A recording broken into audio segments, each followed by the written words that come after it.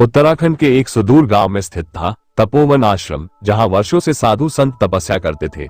वहां के मुख्य महंत थे स्वामी अनंतानंद, शांत, तेजस्वी और तपस्वी।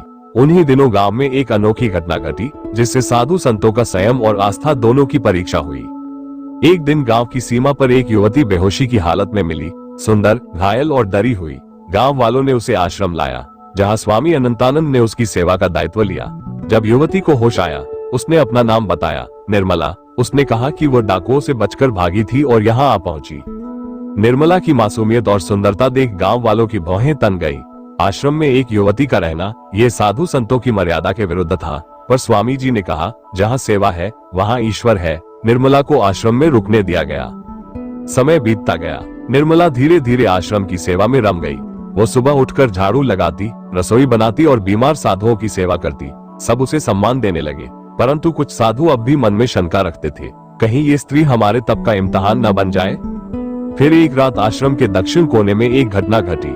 स्वामी जी का कमरा खुला पाया गया और वहां निर्मला बेहोश पड़ी मिली।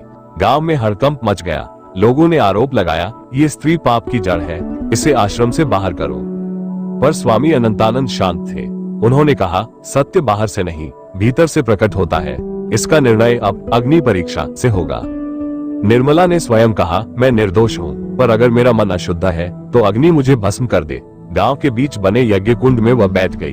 अग्नि प्रज्वलित हुई, पर चमत्कार, अग्नि की लपटें निर्मला को छूकर भी नहीं गई। लोग नतमस्तक हो गए।